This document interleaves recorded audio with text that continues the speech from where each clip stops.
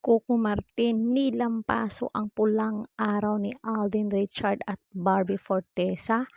Tila kasi tumaas lalo ang rating ng Batang Quiapo. So mga Marites, makinig kayo dyan. Huwag muna kayong mag-comment ha. Mas lalo pang tumaas ang ratings ng teleserye ni Coco Martin na APG Batang Quiapo. Kasi noong Monday daw, August 12 na episode, ay nakakuha ito ng 18% na all-time high rating nito ayon sa datos na mula sa Nielsen Philippines Nutam People Ratings. Ang katapat naman nito ng programang Pulang Araw na pinagbibidahan na Alden Richard, Sanya Lopez, Barbie Fortesa at David Licauco ay nakakuha lamang ng 8.8 na ratings. Uy, grabe ang taas 10% yung taas ng Batang Quiapo. Walang kalahati.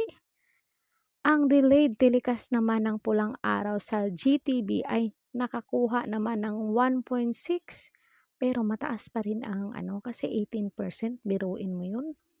Winasak din ng APG Batang Quiapo ang sarili nitong record pagdating sa concurrent viewer sa Kapamilya Online, sa live sa Facebook at YouTube.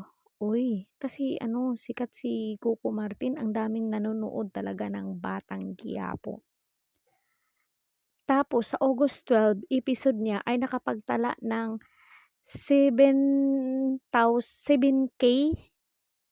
700K na all-time high peak at concurrent views mula nang umere ito last year. May online marites naman ang nagsasabing tataas ang rating ng Kapuso kapag pumasok na ang kontrabida karakter ni Dennis Trillo na si Colonel Yuta Sato. Oo, kasi magaling to si Dennis talaga na kontrabida. Tiyak na aabangan ang kapamilya at kapuso ang muling pagtatapat ni na Dennis at Coco sa Primetime TV.